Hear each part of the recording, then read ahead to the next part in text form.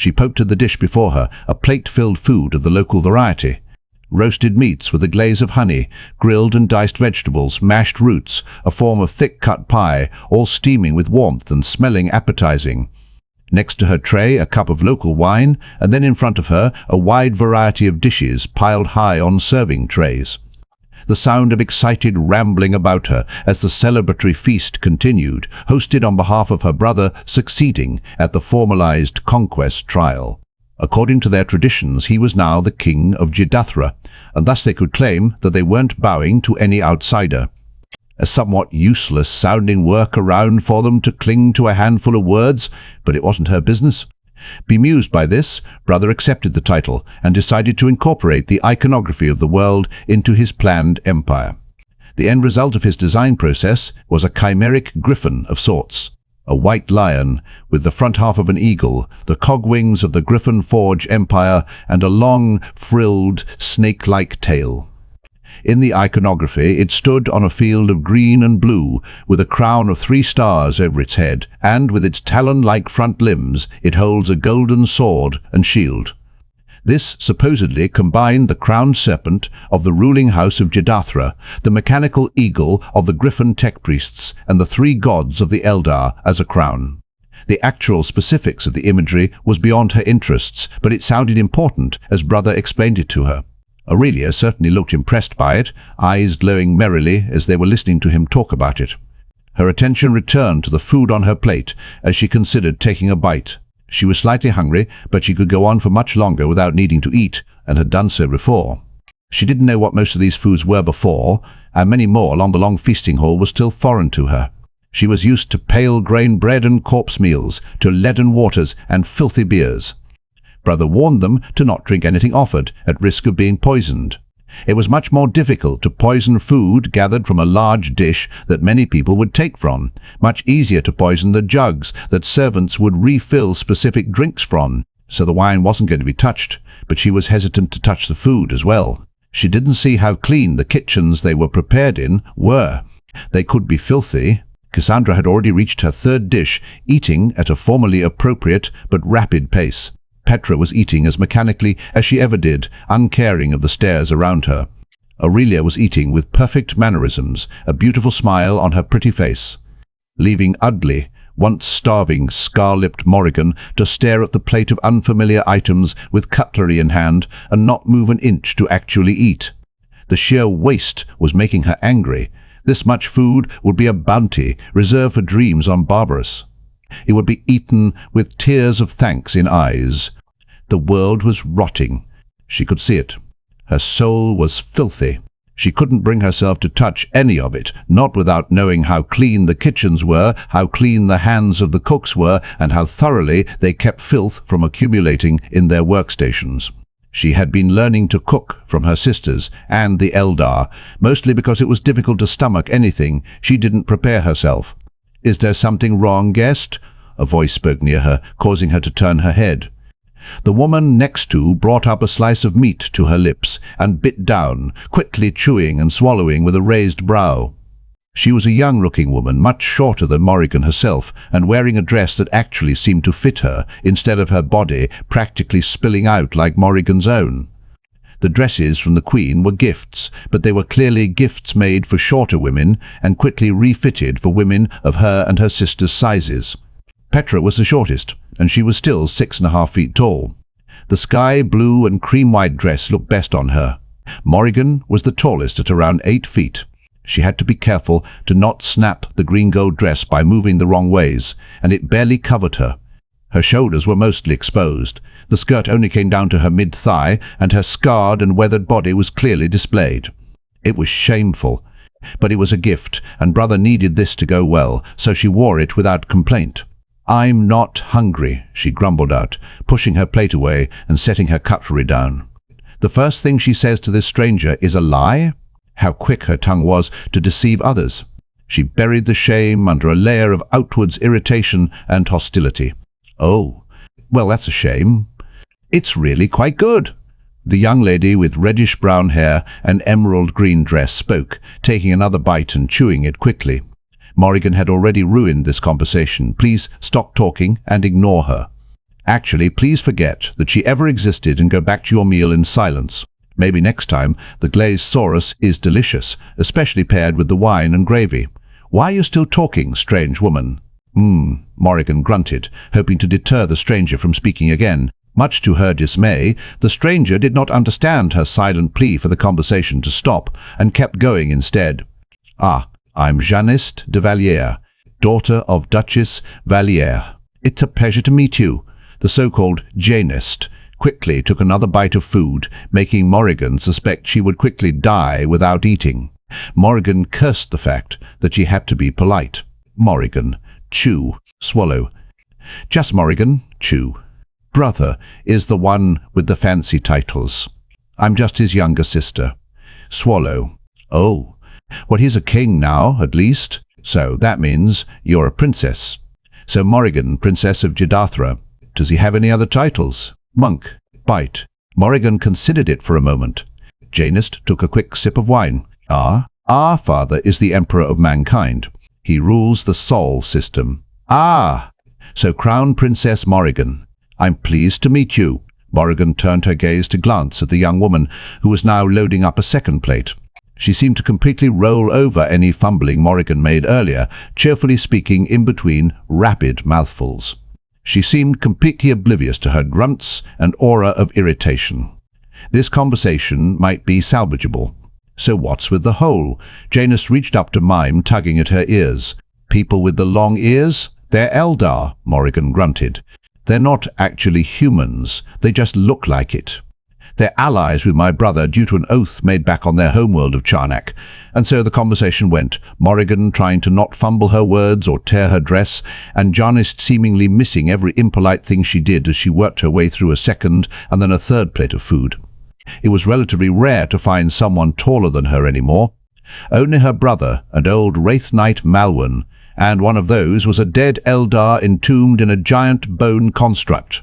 Everyone else barely reached her sternum, with the rare exception of a few of the Eldar, who were still almost a full head shorter than her and their highest. Her father's emissary was a new one, added to that very short list, being 9 feet tall and clad in great slabs of golden-plated power armor, looking enormous compared to everyone except her brother. Shield, Captain Kaitan.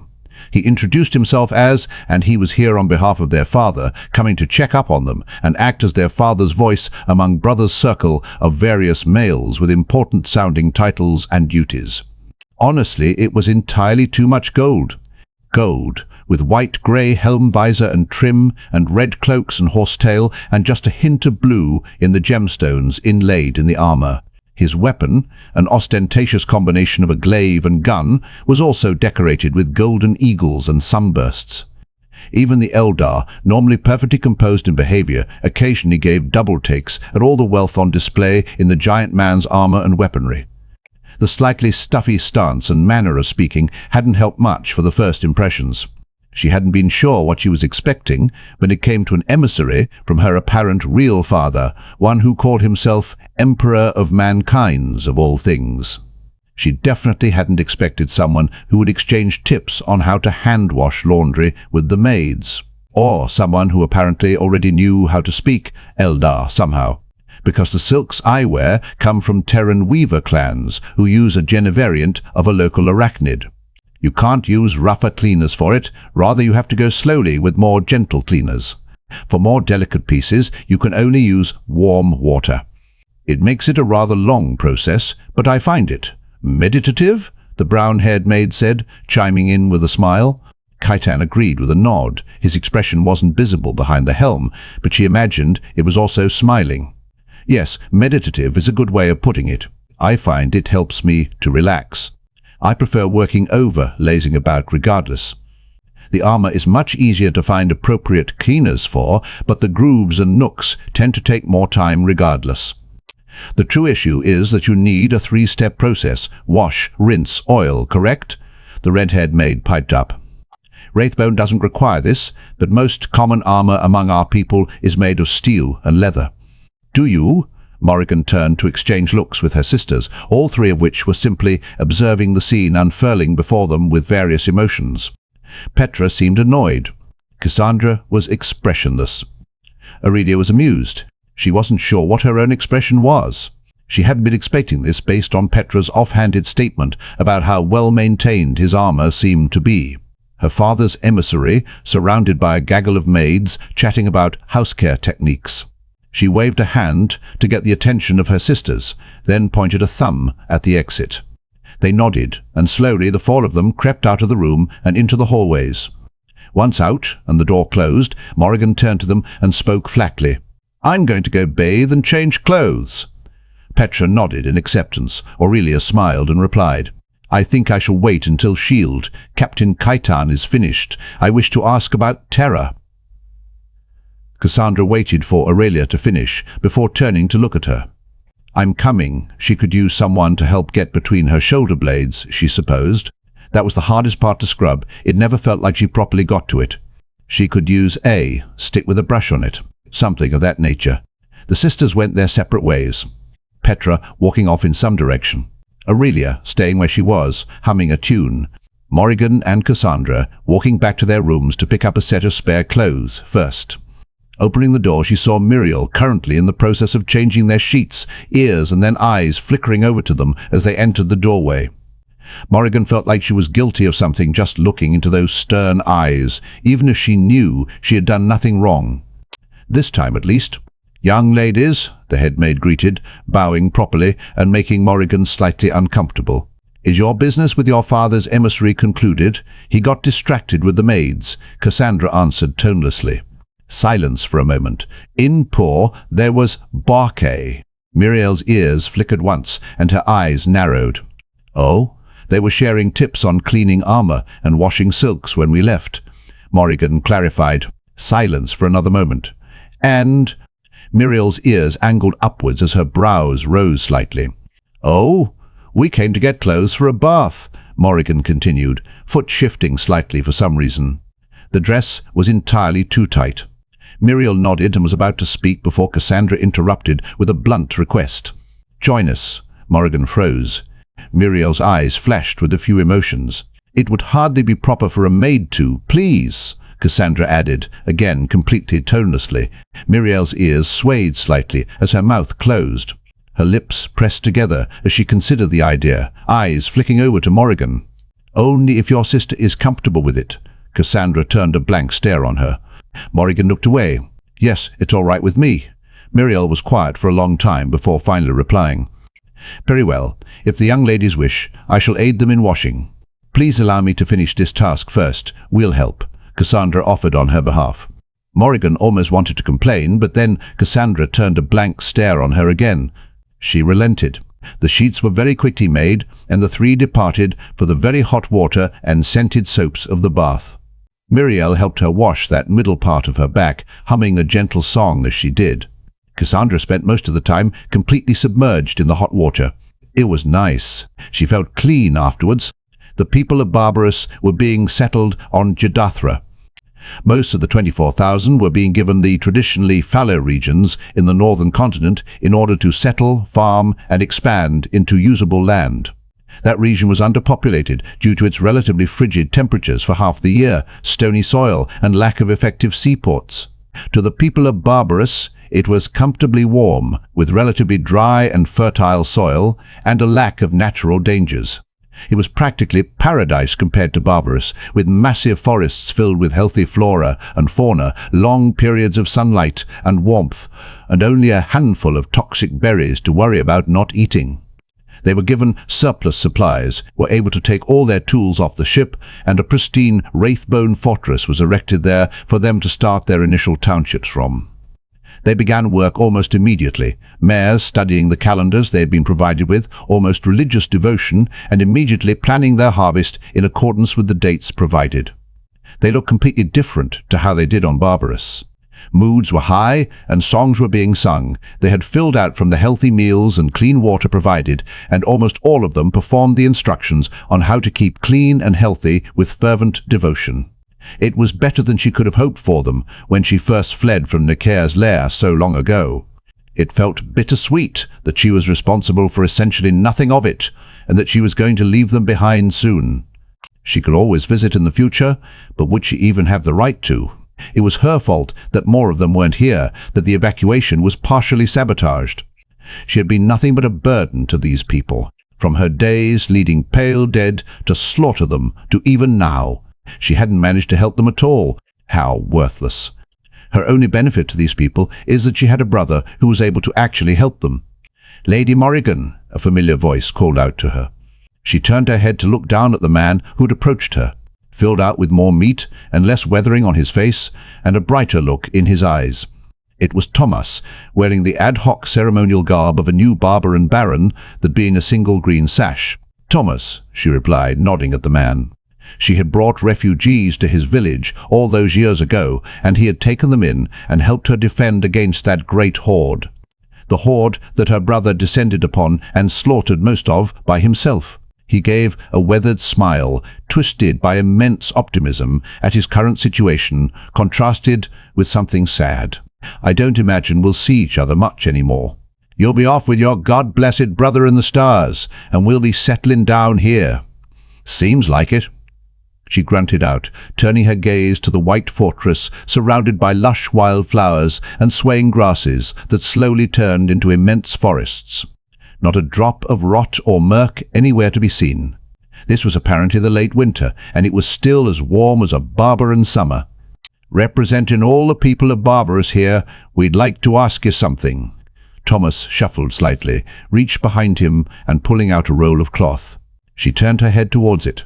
It's something of a tradition to make these sorts of symbols, especially so on these here night worlds apparently, so we only thought it appropriate for... He unfurled the roll of cloth, revealing what was depicted on the banner.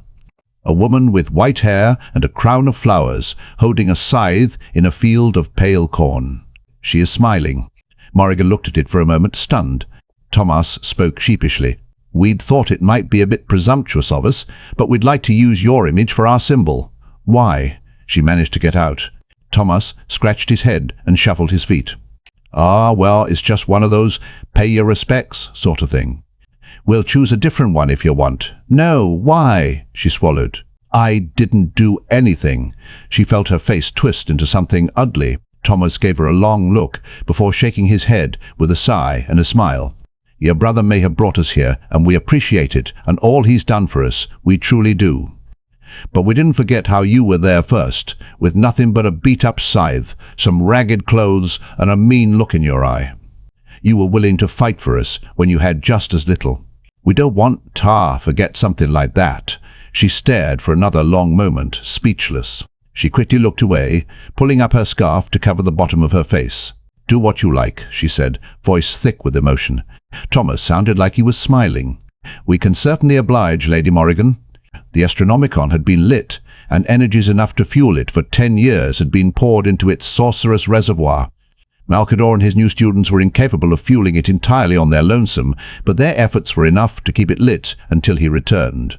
It was unfortunate, but the warp arts were unpredictable at the best of times, tutoring psychers enough to utilize their abilities while guiding them away from unwelcome mindsets was always slow going.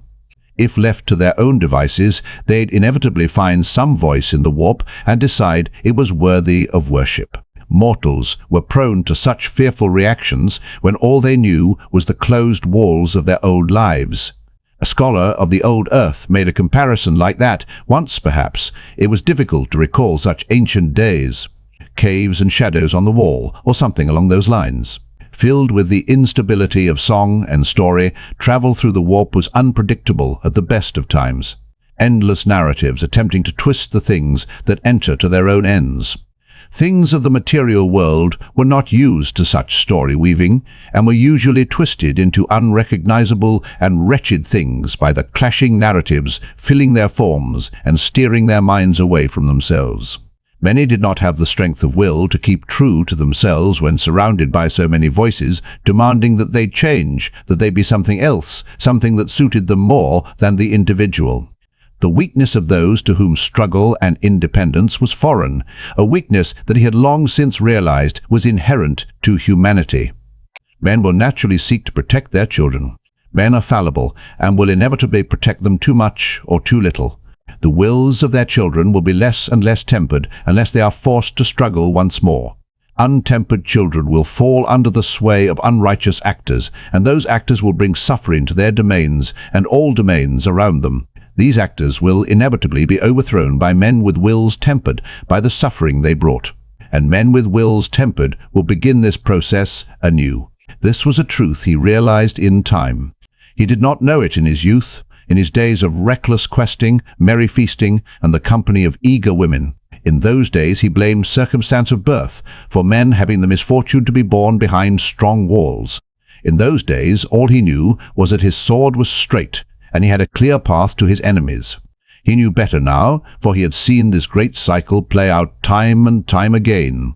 Normally he would be content to wait, for men with wills tempered would rise up and bring order to this broken galaxy themselves. Now, however, the possibility of mankind's utter defeat was too great to ignore. Extinction or eternal enslavement, neither of which were acceptable outcomes for his people, he would not allow it. And so, once more, he bore the gold crown of Aquila upon a troubled brow. And so his will burned in the warp, and the manifold narratives that attempted to lead them astray were instead forced to bow to his story. A great burning flame surrounding his fleet, turning the chaos of random wills into a single vision of imperial gold. Long ago, when he first bore a crown, he had lamented having no clear path and a useless sword. He knew better now. Now he knew that attempting to find a path was useless with the constant whispers of malicious things surrounding mankind. Constantly attempting to lead the steadfast astray, to worship wretched things that did nothing but take. Now he knew it was better to slice through the endless tangles with his sword and force a path through by tempered will. There were no steps to take. He did not need to search for a path or a trick. It was the simplest thing, not even a struggle, once he realized its riddle. All he had to do was cut. Oh, how he had laughed when he first realized. A great fool, a madman, roaring with boisterous humor, with hands on his head and belly. For using a sword was something he was quite familiar with. In the warp, surrounding a crusade fleet of thousands of ships, the massive image of a cross-hilted blade sliced through the twisting paths of the warp. Stretching for thousands of kilometers in all directions, a blade too large to be wielded by the mightiest of world giants, a blade made of flame and will. The will of the man sitting in a golden throne of the massive ship that served as the jeweled decoration where the blade and hilt met. His breathing was steady as he channeled his will through the massive psychic amplifiers, artifacts of the age of technology, preserved and repaired with what he still remembered of their design process. It was never truly his interest to study such devices, something that proved to be a mistake. The construction of the Astronomicon was still possible, albeit requiring the aid of the machine ministers, but it was not as effective as he knew it could be. The model he had fitted into the ship was similarly massive, taking up the majority of what internal workings he could spare. He would renovate it once he had the time to rediscover the specific technologies and work on it. Lord Emperor, we will be arriving at Cathonia within a day. A quietly awed voice came from the redundant navigator upon the smaller throne in front of and below his own. Three-eyed and web-handed, there was no purpose to being irritated at it. Concessions had to be made to ensure his fleets had the ability to travel the warp, and he could not be everywhere at once. Training psychers for the task would be ideal, but the Great Crusade could not afford the delay such a task would require. And so, the mutants that self-styled themselves the Navis Nobilite were given honorable duties and imperial guarantees, despite their numerous flaws and undesirable habits. Required to inbreed to maintain their useful mutations, and prone to politicking behind closed doors and nefarious smiles. Seemingly incapable of honesty and with hands too pallid to consider holding a sword, not one was a warrior, and each led a sheltered existence in luxurious manners. He could not afford a war with them yet, no matter how much disdain he had for them, not when mankind needed his aid. So he stayed his blade and made note to put them to the sword when humanity was once more the masters of their fates. When they no longer needed his aid, he knew the day would come again. All mankind needed was a strong hand to pull them from their current muck and another to show them the way. So he tolerated an conniving, frail, mutated spawn of incest on board his ship. Bucephalus was its name, named for a warhorse of his ancient youth, back in days now lost to the mists of history. He had long forgotten the campaigns of those days save their broadest strokes, but he remembered Bucephalus, a mighty and foul-tempered beast that thrashed its head like a bull when brought to fury. A more loyal companion he could not ask for.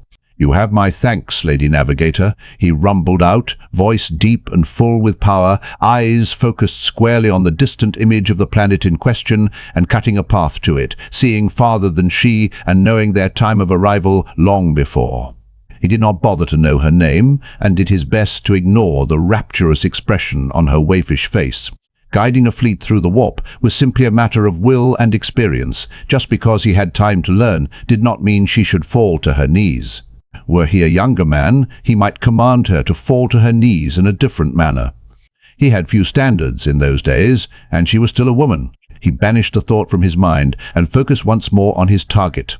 He had much too little time to waste it indulging in carnal acts. Thonia, once a mining colony in the earliest days of void sailing.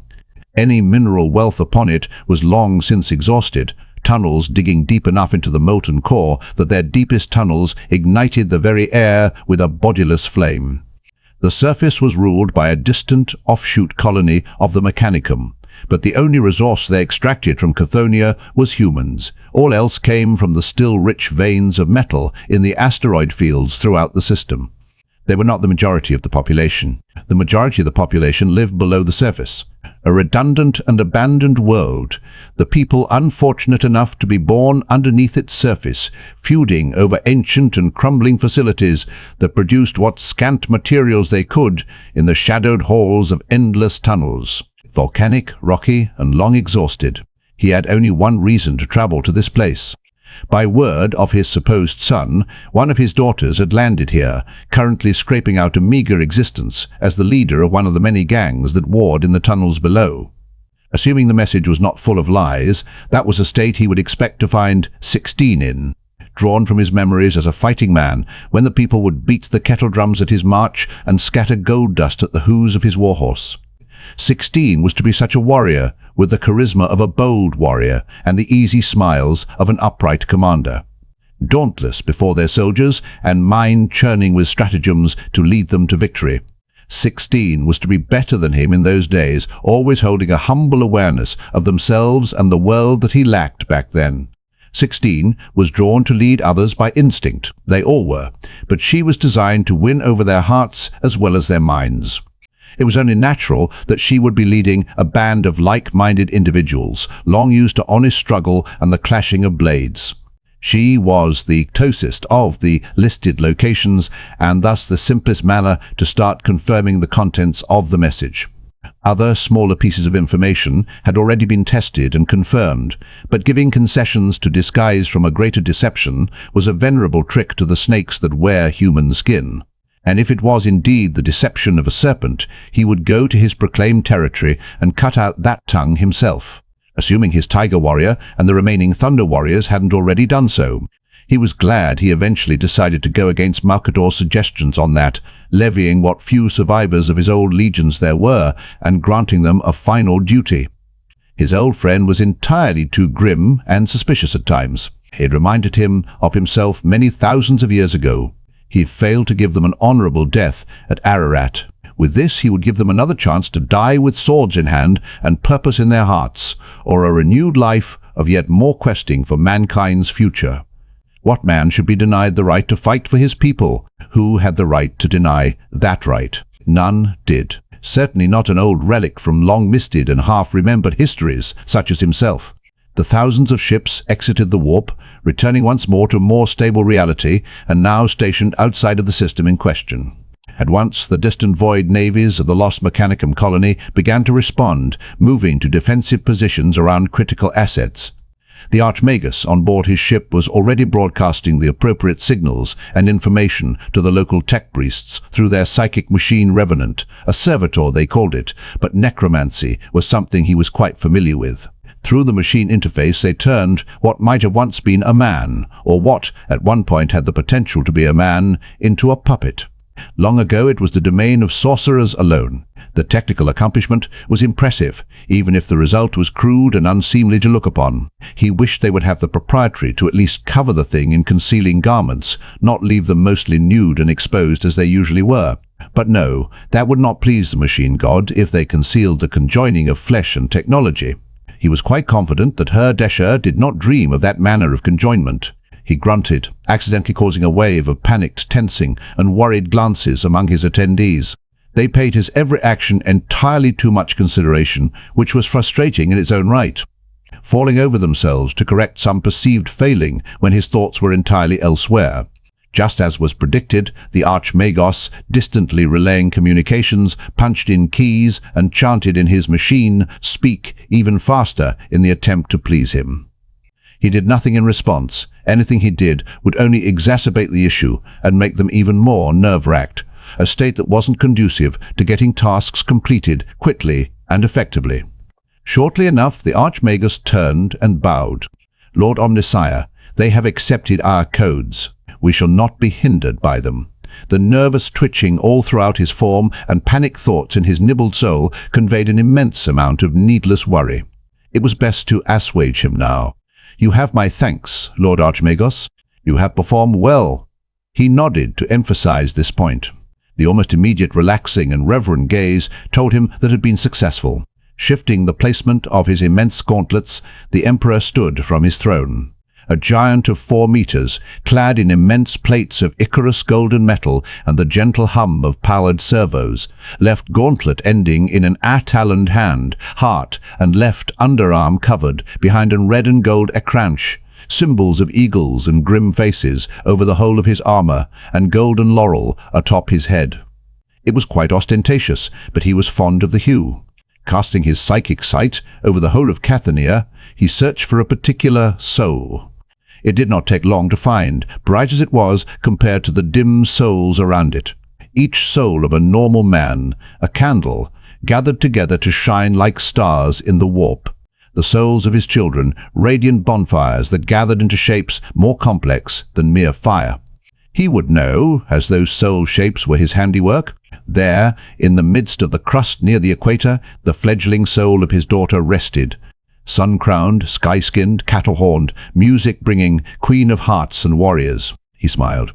He smiled. A wave of awed faces followed in its wake. He was in too good a mood to be irritated at this. "Deputy Commander Harron, you have my license. Carry out the established plans for contact with the local mechanicum." He commanded the man who stood next to his throne. The man snapped into a bow and responded immediately. At once, Lord Emperor. He could tell that the man was curious about what he was going to do in the meantime, but too professional to state the question aloud. "I will be on the planet. I have a daughter to retrieve. Archmagos, inform them of my use of the Imperial teleportation array." With that, he focused his will. Some kilometers away on his ship, the teleportation array churned to life at his bidding, and the desired coordinates were fed within its matrices. With a furrowed brow, he commanded the machine, and the machine obeyed.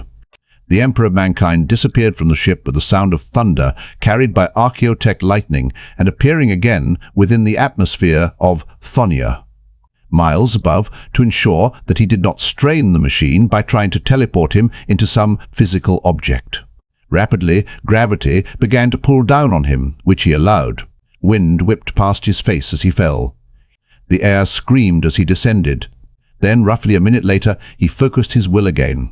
His descent slowed at a comfortable rate until he came to a gentle stop, armored boots touching down in the midst of a long-destroyed ruin, the only notable feature of which was the tunnel which led down into the labyrinthine network below his feet. Ignoring the baffled stares of the humans hiding in shadows all round him, he began to walk. Step after step into the dim shadows below the surface, guided by the glow of his psychic power. He did not need to carry a weapon here. Those that were foolish enough to attack him, he cut down with thought alone. He had no need for his full complement of war gear against the mortals of this world. Perhaps an hour into his delving into the planet's interior, he rounded a particular corner. A defensible killing field opened up in front of him, carved into the rock by people now long dead, manned by newcomers guided by the intuition of their warlord, or perhaps the will of a foster. He stood there, in the midst of the underground killing field, and waited. After some time, a voice called out in a language he did not speak, a bastardization of several languages he did speak, however. "You're a great big fracker, ain't ya? The frack do you want?" The voice of a hungry lean ganger from behind an improvised barricade. Hundreds of guns pointed to his direction from equally many openings in the walls. Each a veteran of a life of gang warfare and toil under the shadows of endless rock ceilings. The Emperor of Mankind smiled. "I'm a father looking for his daughter. I believe you know of her. Frack off. We don't know a godshit thing. Go on and get before we frack some fracking holes in your shiny ass." A loyal lookout and watchman was hard to come by on planets such as these, he applauded them. Thankfully, he knew how to negotiate with warbands such as these. "You're lying." A simple statement. Primitive guns immediately fired upon his location from all angles, even a few above him. A combination of will, the field projector, and his armor protected him from anything men such as these could muster. He let them fire until they ran out of ammunition. The clouds of weapon smoke and stone dust were cleared away by an application of his will. Fear exploded in the minds of all the warriors around him as they saw he was untouched. "I'm a father looking for his daughter. May I speak to her? Why, give me just a moment, friend. Competent too. Truly a gem." After some time, two figures emerged from a barricade, great metal sheets moved by two large abhumans and allowing two others to move through. A man and a woman of great scale, perhaps 3 meters already, a particularly harsh world, or an early landing. Her proportions told him it was likely the latter. The man looked upon him, swallowing down fear as best as he could, masking it behind stoic will, and spoke. "Ye speaker to Kageddon, overlord of this war tribe. Ye claim to be the father of no name?" His daughter stared at him, suspicious, but the gleam of wonder in her eyes. He turned his gaze to the petty ganger, the one who cared for his daughter then. "I am the Emperor of Mankind. I have come to retrieve my daughter. I presume you are her foster?" His voice rumbled, shaking the wills of the empty-gunned gangers, an increasingly nervous-looking man. "He is," she spoke, voice powerful and will strong as she looked at him, having to crane her head slightly to meet his gaze. Her hand was near her gun and war mace. She was ready to battle him if he attempted to attack her or any of her found warband, uncaring of his position and power. He smiled. Her eyes widened. "Then I owe him coin for keeping my daughter safe. Come if you would, I'm here to bring you home. Ain't leaving them in the dumps." She refused, much as he was expecting.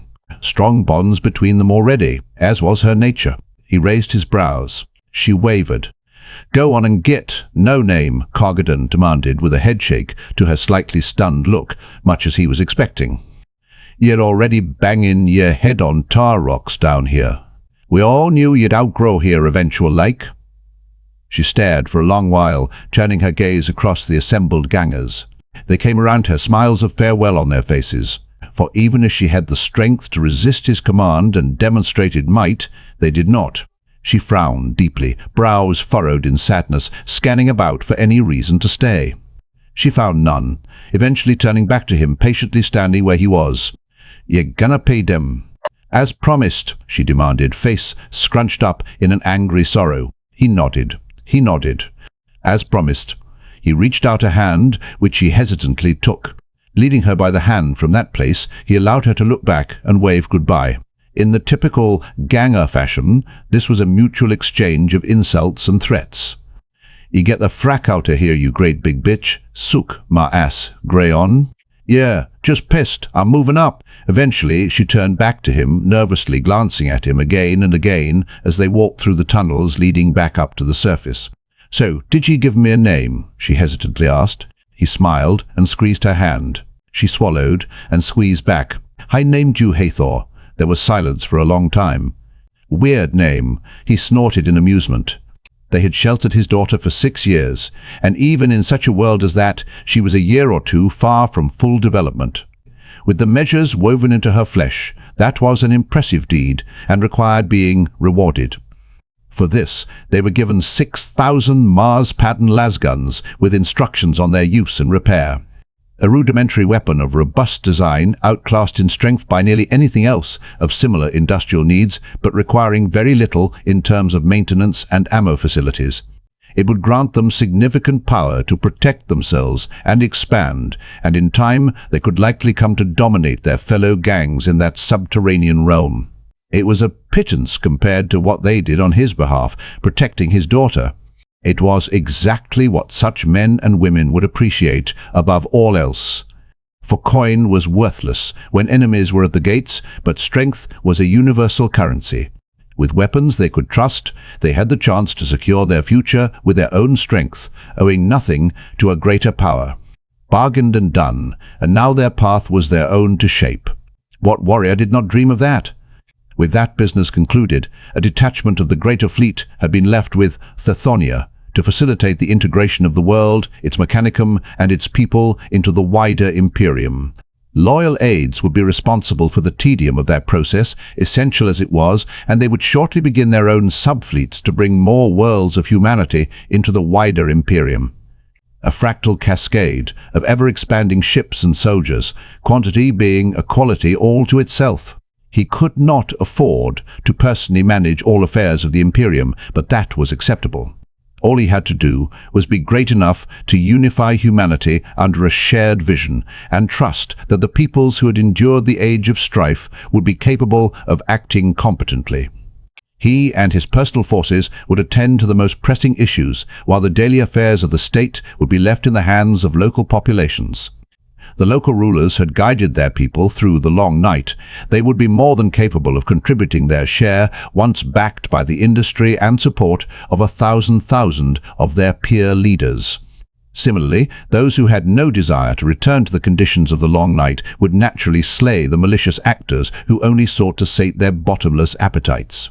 In giving men a vision of a better tomorrow and a single hand of aid, they would crawl through 1,000 battles to make that vision a reality. He just needed to ensure the greatest horrors of the galaxy could not consume humanity before they were strong enough to stand once more. Strong enough to stand against wretched sorcerers, frothing mutants, conquering aliens, and gibbering horrors. Even in his most distant youth, he recalled warring with those things, evils always present and tormenting mankind. It took thousands of years to slay the last of their ilk on old Terra the first time, and hundreds of years to do so the second time. He wondered how long it would be before he had to do it again. He did not know how long it would take to do this task for every world of mankind. To put the sorcerers to the sword, to put down the mutants, to throw back the alien, to banish the horrors. Tens of thousands of years? Ever. Then again, not every example of each required culling. There were sorcerers of strong will who refused the whispers of the warp. There were mutants with mastery over themselves and their forms. There were aliens who were not a threat to mankind, nor intending to become one. These could be safely permitted to live and act by their own merits. There were no horrors that did not deserve annihilation. He himself had certainly failed to ever encounter one. Twisting parasites, devouring the souls of men and making slaves of their corpses. He made it his business to put these to the sword and shatter their song with his will. His supposed son had already allied with one such faction of alien, the exodite eldar. His brow furrowed as he considered what he knew of them. He ignored the ripples of unease that washed over the assembled peoples in the Chamber of Light with him. Eldar were a Fey-like people, capricious and cruel, who made it their business to abduct weaker peoples. Bringing their tithes of flesh back to decadent cities, made of bone and torturing their very souls with all manner of psychic rituals mastered over 1,000 lifetimes. They used advanced technosorcery for a wide variety of purposes and had access to another realm of their own design. Sometimes they lived upon verdant worlds, and any who entered those places were quickly killed and their entrails hung upon branches. Isolationist, arrogant, violent. He did not see any reason to tolerate them with the information he had. His supposed son must have more knowledge in this regard than he, or perhaps a particularly poor sense of judgment. Not impossible, but unlikely with what he had designed 13 with. Or perhaps it isn't a 13 of a set of 20. Perhaps it is a 13th iteration of 0. The name certainly suggested such, and allies against the great enemy would be prioritized over all things else. Speculation was of little use at this time. His fleets had already been commanded to not attack such vessels and peoples until attacked first. He would doubtlessly meet them in time and would take their measure then. Until then, it would not do to needlessly sabotage one who reached their hand out in friendship. One of 20 thus far, too soon to declare him a son or deceiver yet. He found himself hoping it was the former. It had been many years since Zero was crafted, and the boy needed a true brother-in-arms. It would be good for him. Lord Emperor. The navigator began again, and already he knew what she was going to say. He resisted the urge to grunt, knowing that would only lead her to needless despair. "We'll be arriving at Inwit within a day," she finished, marveling at his great golden sword. He partook in a small smile at the crass jest and replied in his usual fashion. Wide eyes and agape mouth was his thanks for having the audacity to make an expression. "You have my thanks, Lady Navigator," he rumbled out, wishing that he could stand from this amplifying device.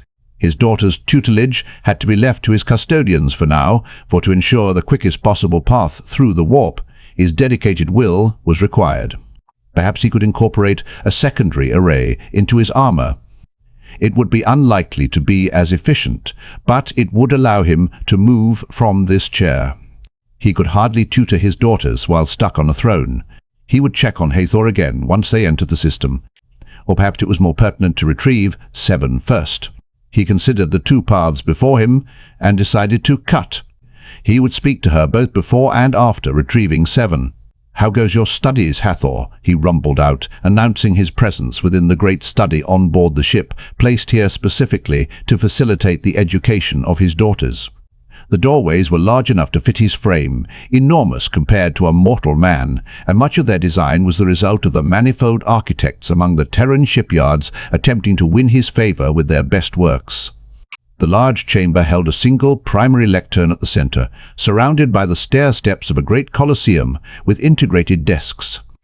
This design was common, simple to produce, and effective enough, although he did not remember where he first learned of it. In the center, a large, hollow projector was mounted to aid the tutors in administering the lessons of pen and state. Within this chamber, a small group of his gold-clad custodians paused in their lesson-giving, turning to give proper warriors' salutes to their king and crafter. 19 of the men in total organized as a single small shield host to guard and educate his daughters, of which the majority were simply on the sides and outside of the chamber to ensure no ambush by unscrupulous entities was successful. Handpicked specifically for this task, not for particular martial merit, for if he were to select by martial ability alone, he would have called upon Valdor, stoic, observant, yet unmatched among the hosts of mankind and utterly unsuited to educate his daughters. The Captain General, prototype for the custodes as a whole, was subject to a slightly earlier iteration of the genocrafting process. He was powerful, he was intelligent, he was loyal without question, and he could feel nothing but a sense of duty. Valdor was a sword of his will, a man with a blade-shaped soul. He needed more from his daughters than the ability to act as useful tools. He needed warriors and generals, he needed queens and heroes, he needed allies he could rely on without question. Valdor's soul was a sword making its best attempt to appear human. A precious thing, a trustworthy thing, but not a tutor. Later, custodian candidates were selected more carefully. Such batches were derived from a larger percentage of those without weapon souls. Currently, the only student in the chamber was his daughter, barely taller than the custodians educating her, and a table section filled with haphazard writing utensils sprawled before her. She perked up at his arrival, eyes brightening with a happy glow as she pushed herself away from the papers and quills. She moved to stand, before stopping suddenly, turning her eyes back towards the silent, feathery-souled custodian standing at the lectern. A silent plea for permission to stand, which was granted with a tilt of his helm. Quickly she rose and bound her way over to him. She cut herself off, frowning and focusing before attempting to speak again. "It has been going well, father," she enunciated in near-flawless old Terran. She'd been learning for several weeks now, so her progress was exactly on the expected pace. It's likely she'll fall back to her native Ganger tongue in times of duress regardless. He smiled, she grinned. So I have been told. So I have been told. More? We have arrived in the Inuit system and are now approaching the planet in question, allowing me to finally rise from the throne again. I decided to speak with you before retrieving your sister. I'm happy to hear that, Father. Custodian Strigoi tells me that I have completed my basic education and am ready to move on to higher fields soon. I was waiting for the opportunity to tell you. She spoke formally, careful with her words and demeanor, clearly attempting to please him. You are more than welcome to visit me upon the throne, Hathor. I would welcome the company of my daughter, he spoke, causing her smile to waver slightly. After a moment she replied, I am uncomfortable with the behavior of your attendees, Father. She glanced away as she said this. He grunted and nodded in reply, knowing full well how irksome the reverent gazes became at times. She would have to become used to such in time. She was a child still. She had time to grow. He decided to alter the course. And how goes your studies in the war arts? He asked with a small smile, knowing what was to come. His daughter gave a toothy grin and immediately fell into an excited ramble about her spars and games of tactics, just as thrilled by a worthy challenge as he was. He indulged himself in the simple joy of listening to his daughter's exuberance. Inuit was still perhaps an hour away. He had some time to spare. Inuit was a world that slowly circled a dim, dying star. At any point, half of its surface was covered in vast expanses of ice and cold, untouched by the heat of proper light, and the other half was blazing and equally unforgiving desert, with only a thin sliver of survivable temperatures along the twilight of its surface. Most of its population lived in great cities constructed under the earth, and what few humans survived on the surface dwelled in that thin strip of dawn and dusk.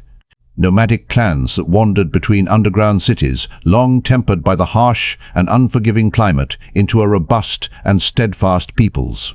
Most impressive was that, even in conditions such as these, the people of Inuit managed to develop a modest empire of their own, spanning several systems with small fleets. A feat they managed in the midst of the long night, when 9/10 of all things were brought to ruination. In such a time, they had managed to grow, overcoming the hardships of their world to thrive as a people. This was worthy of praise. He strode through the relentless blizzard, forcing its winds and hails to slow and turn into gentle snowfall with his will. The cold was bracing, invigorating, nostalgic, and he drank deep breaths from it. It reminded him of his most ancient youth, growing upon the chilling steppes of his homeland. In the underground fortress before him, he could feel the soul of his daughter, Seven. Immense and frozen, an unstoppable movement, endless evaporation but never diminishment, a white bulwark. Drawn from his days as a slave, tormented by the whips and cruel hooks of his captors, forced to sweat and toil at their grinding wheels, but never breaking, never failing, and overcoming them in the end. In those days his flesh was hard and cold, for they offered him but a loincloth to garb himself, and a great fire in his belly warmed him. All he knew was the task before him, and what must be done to complete it. Seven was to be better than him. She would not be forced to grind wheels of pain. She would see the challenge as what it was, and her mind would churn with methods to overcome it. She would see a task others decry as impossible, and throw herself against it with a joyous fire in her heart. She would have the strength to bear the great stone wheel, and the indefatigable will to utterly master it. The task alone would be enough to fill her heart.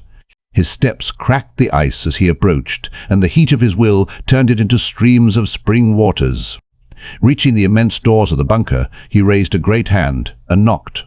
Boom, boom, boom. He waited patiently, breathing in the delightfully chill air. The picked recorder outside of the bunker came to life, looking down upon him. Noise issued forth from inside, and another technology, a speaker of sorts, came to life with the quiet hum of lightning fueling it. "Stranger, what business do you have with the clan of Dawn?" They spoke in an accented language similar to Gaelish, much to his amusement. He was fluent in several variations of that tongue. This was simply one of the most recent iterations. "I am a father seeking his daughter.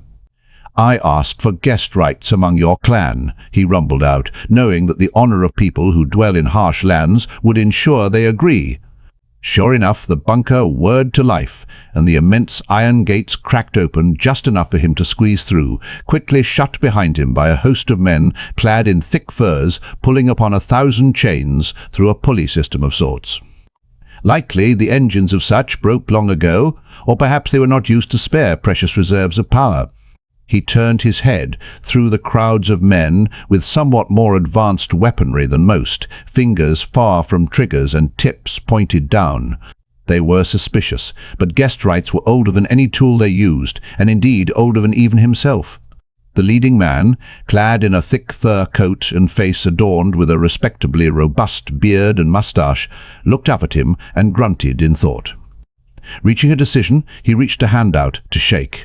Internally smiling, he bent down and reached out his hand, carefully grabbing the man's own, and engaged in the slightly vigorous shaking that would dislodge loose weapons in their sleeves, ignoring that he was not wearing a coat. A strong grip. "You'll have guest rights for at least a day," the man declared, expression concealed by the furred hat, bushy eyebrows, and previously noted beard. "You were looking for your daughter. We have no giants here." He nodded in turn. "My daughter's crashed here some years ago, her growth more rapid than any normal human, and in time she'll grow nearly as large as myself. I've come to retrieve her." The man reached up, stroking his beard in thought. How can I be assured of your trustworthiness?" A small confirmation that he knew of who he was speaking of, but nothing concrete until he had more to work with. The Emperor smiled. "An excellent foster. I can only give you my word. For what else would a man raised in this cold trust?" The man searched him as best he could for a moment, before nodding and turning his head. "Jeren, bring the young in here." The man quickly obliged, leaving to go deeper into the bunker. The rest of the men relaxed even further, assured that violence was not required with the giant in gold. After some time in comfortable stillness, the man returned, bringing with him a young girl. From the look of her, white-haired and brass-eyed, she was just now entering pubescence. On a world such as this, he estimated she was roughly 2 years of age by now. He smiled. "Hello, my daughter." She stared at him for quite some time, evaluating him, taking a measure of him and his armor. Eventually, with a voice like dry ice, she replied, "You are very big." He raised a brow. "Yes," she continued. "You are much larger than grandfather." Brass eyes attempted to bore into his blue, but couldn't quite manage with how much larger he was, even when kneeling. He let his expression remain unchanged. Yes, there was silence for a time. He reached a hand out. She stared at it for another long time, before approaching and climbing up in his palm. Both of his brows now raised as he stared at her. She was too big to entirely fit, but seemed content with her new perch. He had been intending on her grabbing his finger. He turned his gaze to her apparent foster, whose brows were raised far into the folds of his own hat, showing amber eyes and aging lines. "What are you doing, Stargirl?" her foster asked distantly, gruffly grunting out a question. She replied promptly, as if it were utterly obvious. Big and warm. He smiled. "Are you ready to come home?" she stared. "Home is Clan Dawn. Clan Dawn is here." He was about to speak, but noticing her foster, the apparent head of Clan Dawn, about to speak, he stilled his tongue. The old man walked over, taking off his coat and wrapping it around her shoulders. She stared at her foster, and he spoke. "Your home is in the stars, Stargirl. But if you carry that coat, you'll always have the dawn near, understand?" She processed that information, slowly reaching up to pull the coat tightly around herself. "Okay." Turning her head, she spoke to him again. "I'm ready." He smiled and nodded at the head of Dawn. "I will see your clan and world compensated for this, for taking care of my daughter." To which the head of Dawn nodded, before asking a question. "You have a name for her, do you not?" "She hasn't earned one among the Dawn yet." He nodded. "Danu." She nodded before speaking again. "Danu Dawn." It was as imperious as she could manage, which wasn't very much considering how young she was. He nodded. This was well within his ability to grant. Standing and bringing his hand up to his armored chest, letting her grab hold of it as she wished, he spoke a final time to the head of Dawn. "You have my thanks. We shall be off now. A detachment of my fleet will arrive here with gifts for you. What would you like?" The head of Dawn reached up to stroke his beard in consideration. "You winter gloves, if you have them. How nostalgic." "I will see it arranged." And with that, he turned to depart once more, the massive steel doors of the bunker slowly opening with his will, and blizzard beyond turning into gentle snowfall. The eyes of his daughter were wide as she stared at the flakes of white powder drifting through the air around them. "Soon you'll meet your sister." He spoke gently to the young one carried against his chest. She turned to look at him, frowning in contemplation.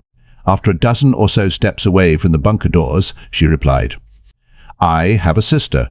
It was not a question, merely a declaration of newfound information. He smiled. His will activated the Imperial teleportation array far overhead, and with the crack boom of a thunderbolt, the father and daughter disappeared in a flash of man-made lightning. The golden sword of his will cut through the tangles of the warp, sheltering the fleet within its psychic flame. Before him, a holographic projector displayed the plans of his armored carapace. A small subdivision of his will directed the cogitator, altering the details on the carapace as he willed it, which was always followed by a brief period of waiting as the cogitator worked through the predictions of what such a change would bring. Subdividing his attentions like this caused the great barrier sword around the fleet to shrink somewhat, so he couldn't afford to give his fullest efforts to the schematics. Instead, he readjusted it idly, allowing the cogitator to handle more intensive calculations on his behalf. It would then require construction and testing to ensure the final product was efficacious. But if all went well, he would be able to move about and still fuel the psychic amplifiers.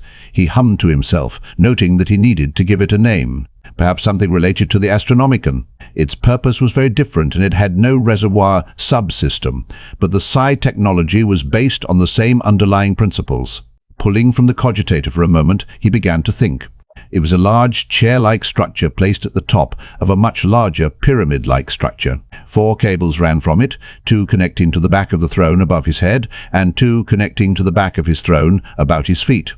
These cables ran to 4 psychic projectors mounted on the ship itself, forming the cross that was then projected outwards as a sword of his will.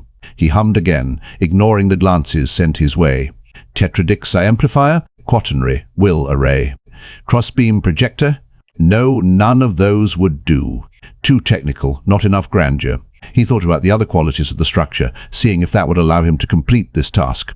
The pyramid and chair was a golden hue, primarily composed of orichalcum, adamantine, and an admixture of various other materials. It shone under the light, almost mirror-like in sheen, due to the constant polishing the tech priests insisted upon performing. Golden throne it was then. Lord Emperor. Permission to speak? The deputy commander standing next to his throne spoke, to which he nodded and replied, "Granted. May I ask your thoughts? You seem to be considering something important." Was he asking about his humming? Was he not permitted to make noise without scrutiny? Grunting, he decided to use this as an opportunity to bring their attention to a potential issue he noticed some time ago, and was waiting on the redundant mutant to notice as well. "Lady Navigator, I ask for a second perspective." He refrained from answering the question directly, and instead caused the mutant to jump in her chair, quickly turning to answer him. "Yes, Lord Emperor, I am at your disposal. Now, if only she was actually useful. Beyond the path I cut in the warp, tell me what you observe." She swallowed and focused, third eye widening and focusing behind ornamental bandages and golden threads. The rest of her equally lavish robes concealing her frail body, which shuddered in tension as she did her best to see further. Eventually she inhaled sharply and spoke again. "I see distant but constant movement. With how far out it is, I believe a warp storm shrouds our destination." This was met with a great deal of silence and tension building in the room, which he ignored. Nodding, he instead rumbled out a reply. "Yes, that is what I observed as well. Archmagos, have all ships redirect auxiliary power to Jella fields. This would leave most of the ships in darkness save their emergency lights and with none of the luxuries for some time, but it would leave them better protected for what was to come next." "Yes, Lord Omnisire." There was still tension, eventually leading to the mutant, fearfully speaking once more. "My Lord Emperor, do you intend we stay our path?" Gala fields alone will not be enough to protect us, he chuckled, a powerful thing that echoed through the chamber with his gigantic mirth, a rolling and merry thunder issuing forth from deep in his breast. Warp storms were dangerous, yes. Great build-ups of turbulent narratives, clashing over a particular section of the material world for whatever reason, all doing their best to influence it. Her sword was suitable for cutting through the tangles of the normal warp, but a warp storm shrouded the target, covering it completely. A grand and terrible maelstrom surrounding his destination, a calamitous beast made of 1,000 songs. He was a very old hand at slaying beasts. The trick was to find the heart and pierce it. He focused his great will, and the image of the grand sword slicing through the rolling stories began to shift. The blade narrowed, a thrusting of white gold will that annihilated lesser songs its tip touched. The hilt shifted, slowly turning downwards, and eventually disappearing into the handle. The handle burned brighter still. Then, in a burst, the golden sword shape was gone, and the image of a grand arrow was in its place, shooting forwards like a comet, trailing golden light behind it in the warp. He was glad he was seated at this moment. Without the massive amplifying array of his golden throne, this task would be beyond him. He was just a man, after all. Leave the rest to me, Lady Navigator. He rumbled out amusedly, noticing the unacceptable number of stories slipping through to clash against the barriers of his outermost fleet. Brow furrowed in concentration, he slowly altered the psychic fletching of the great arrow as a potter molds clay. Slowly, gradually, the tip of the kilometers' long psychic projection began to shift in response to his mental alterations, and the arrow began to spin, leaving a great wake in which his fleet was mostly protected. It took slightly more focus to maintain this rotation, but the end result was a truer path. It was simple knowledge that an arrow that spun was more accurate in turbulent conditions, which would be just as he needed to slay the warp storm before them. Grunting in satisfaction, he dedicated a small amount of his will towards the operation of the cogitator once more, and idly moved through slight alterations once more. The feeling of inevitable cold brushed against his senses, causing his brow to raise as he turned his head to the door of the helm. Opening up, several of his custodians entered the chamber, followed by Danu. She looked about the immense room with a blank expression, brass eyes evaluating everything in sight, as she ignored the manifold stares directed at her. Eventually her gaze landed upon him, and she began to walk forwards, flanked by the custodians with her. Reaching the foot of the Great Pyramid, she stopped to evaluate the great staircase before her. Standing only as tall as any girl-child did, her steps were shallow compared to his own great stride. The steps before her were sternum height, and a great challenge for her to overcome. He smiled as she began to scramble up them all the same, not knowing of the staircase size for mortal men that went along the back of the pyramid. Arms set on the metal, warmed by his psychic will, hauling herself up so that her leg could loop around the edge of the next step up, and then standing once more. Once she did so, she would repeat the process again, climbing up the golden throne with the inexhaustible stamina of a primarch. The custodians with her simply performed slight hops to ascend. They were almost 3 meters in height and could manage the ledges with a small application of their great strength. His daughter studiously ignored the looks of the various individuals in the bridge of his ship, the archmagos, the navigator, the helmsman, the many guards and adepts, all of which looked at her with both reverence and bafflement. Eventually she reached the steps of his seat and stared up at him, then at the projector before him with its manifold images, words and numbers. She turned his gaze back towards him. Frowning resolutely, she grabbed hold of his golden greaves and began to pull herself up further, eventually climbing up into his lap and making herself comfortable upon it. He smiled in bemusement as she simply busied herself with being comfortable. "Did you finish your studies for today?" he spoke out, causing her to grunt out, "Yes." She did not offer further elaboration. He nodded, content with that, knowing that if she was having difficulties, either she or one of the custodians would inform him. "Would you like to know about what I'm working on?" He asked another question, to which a similar grunt and reply was given. "Yes." Nodding again, the hollow projector began to cycle through images, slow enough for her to look at each one as he explained them in detail.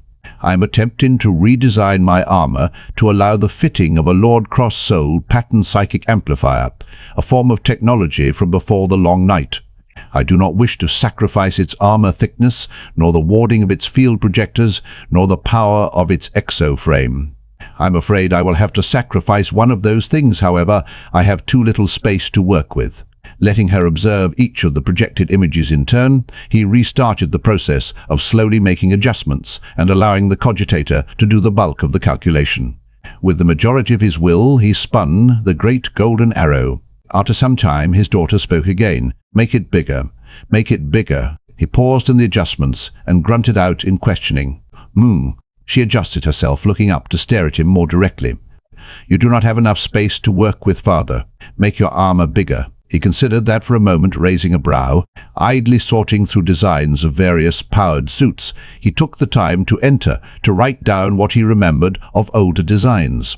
The Mark I powered armor that his Thunder Warriors used were designed from what he recalled of the common policing frames from the old cities of Terra. Most full-scale warfare was handled by walkers and gene soldiers, leaving exosuits to less dangerous tasks. Hardly having the industrial capacity to squander on warwalkers, he used a combination of gene soldiers and exosuits for the bulk of his strongest military units. An exosuit larger than a policing frame would be more expensive to produce, and rare was the model that was actually that large, perhaps the bulkier mining patterns. He did not have their STC on hand, so it would require more effort on his end to redesign. Starting from the ground up, a new armor began to take form on the holo projector. Thick plates of golden-hued armor over broad and spacious limbs, two column-like legs going up to a torso that carried toe mounts on either side for mineral acid sprayers, protective pauldrons covering a well-recessed gap for the head to emerge from, and further two mounts on either arm for industrial drillers. Then, mounted on the back, the relatively small fusion generator that powered the suit. Massive, bulky, slow, and with plenty of room to work with, a great canvas for him to modify for his personal armor.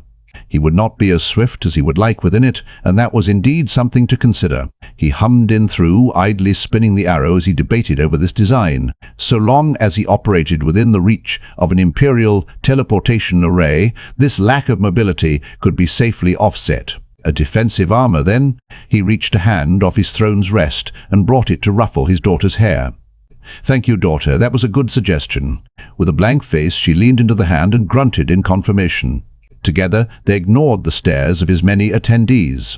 The arrow twisted. The heart was pierced.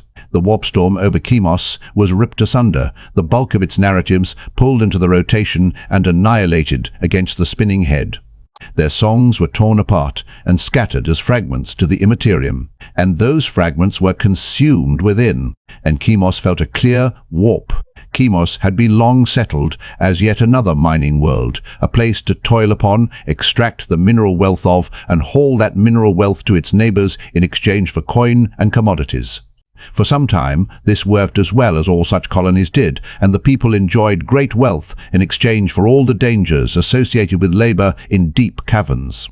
This lasted until the warp storms began to occur more frequently. The critical ships of foodstuffs and other non-mineral wealth were not able to pass through them as frequently, or even at all in some cases, and slowly Chemos began to starve.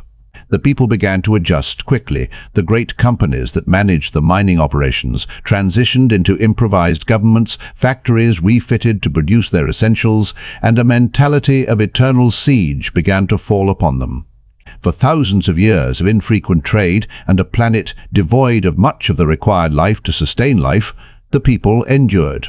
The world, shrouded in similar nebular clouds, experienced neither day nor night, merely a perpetual grey haze, dim lights and failing machinery. Inefficiencies building, mistakes mounting, and failures becoming more and more dire. Eventually, no matter the measures taken, a gradual starvation set in. All people upon it toiling day after day for as long as possible just to buy another day of life for them all. The work was not glorious, but it was necessary, and that was honorable in its own right. Ships casting shadows, his diplomats communicated with the leaders of the planet below, and their integration into the wider Imperium would be handled by pre-planned parameters. A small detachment of his fleet would remain here, a bulk of supplies would be distributed, and much of the decaying machinery would be repaired and brought to order once more. This tired world had little to offer the Imperium, save perhaps the dutiful souls of its people. That would be more than enough. His armored boots carried him through the exhausted streets to the soul he could feel in the hab block beyond. feathered and burning, hungry and preening, renewing, burning, eager for greater and greater heights. Drawn from his days of training, when each new swing of his sword revealed to him deeper secrets, when he was hungry for mastery to hone himself further and further. Of the days of peaceful study, when countless experimentation brought him a clearer and clearer image of what he sought to know, to learn further truths still. 3 was designed with his desire to learn and master in mind, to understand and to hone himself further, to become the greatest picture of himself. Unlike him, 3 would be gifted with the inexhaustible drive for more. Never would she be content with merely being, but hers was to always seek to hone herself. 3 was born with hunger in her soul, and with hunger she would master herself and all things around her. She would not fall to the same entrapment that he did in the age of technology, in his time of sloth, when it seemed all troubles for humanity were long dead, and he could waste much of his time on non-productive affairs. For had he spent more of his time preparing, the future of mankind would not be in such danger. A failure on his part, 3 would not suffer from. Reaching the hab block, he frowned momentarily. He was too big to fit through the doors leading in. He could diminish his form, but such open use of witchcraft would disturb the many mortals currently observing him. He raised his hand to his chin and scratched at it in consideration. Hello? A voice called out to him. Turning his head, he stared at the mortal who spoke to him. One of the many factory workers, currently nervously wringing his hat and trying his best to seem inoffensive. He looked down upon them and waited for them to speak again. I suppose you're with them big yellow fellas the men up top are so worked up about? The man asked, wavering slightly in the face of a giant clad in gold and with massive eagle claws on one gauntlet. He recognized the smattering of languages at this point and nodded. The worker, emboldened by the fact that he wasn't dead yet, spoke again. Well, if you don't mind me asking, can we help you with anything? My shift's about to start again soon, so I'm not sure how much help I can be, but he could recognize the attitudes of a servant people when he saw it. The best way to speak with them was clear, directly, and then going back to overlooking them. Such people did not enjoy the direct attentions of their kings. So he spoke. I am the Emperor of mankind. A wave of fear and tension washed over the dozens of mortals in attendance. I sensed the presence of my daughter in this building. But, a long moment, he waited for the man to speak again. BB, but what, Lord Master Emperor, sir? As you can observe, I am too large to fit through the doors, he stated dryly, a note of humor in his voice. The tension hung in the air for a moment. All the assembled people were silent, before one voice quietly snorted in humor. The spell broke. Chuckles began to ripple through the crowd. After a moment, the man who originally spoke to him replied, well, I can see about getting someone to find her. Do you know what her block number is? Second floor, back right corner. I do not know the specific number. The man quickly nodded and gestured a thumb inside the hab block to another man who quickly set down his nutrient paste container and ran inside. A more comfortable silence descended upon the mortals as he waited for his daughter to emerge. Quickly he could feel the movement of her hungry flame soul move about, first cautiously and then quicker. After some time, the doors opened again, and an awe-struck man stumbled out, constantly throwing glances behind himself. And, following after him, the form of his daughter, roughly of scale, with a mortal maiden dressed in the bulky and concealing garb of a worker, overalls and a deep-brimmed hat, all of which had been patched multiple times. One of her hands was hovering near her waist as she emerged, next to a clear canister of chemical spray, the kind used to protect oneself against unwanted advances. I don't know what this business is about being my fath. Her voice trailed off as she saw who was waiting for her. Locks of pure white fell from the sides of her hat, one covering her face as she leaned back to take full measure of him. Smiling, he knelt down, giving her a better angle. Her eyes were wide and mouth slightly agape at the giant before her. Hello, my daughter. Are your fosters home? It would be the height of rudeness to simply leave without rewarding them, and likely to form a grudge in his daughter's heart for some time. Ma and Pa won't be back for a few hours, no, she muttered out, gulping in tension, and suddenly being aware of all the eyes locked onto her from the many mortals around.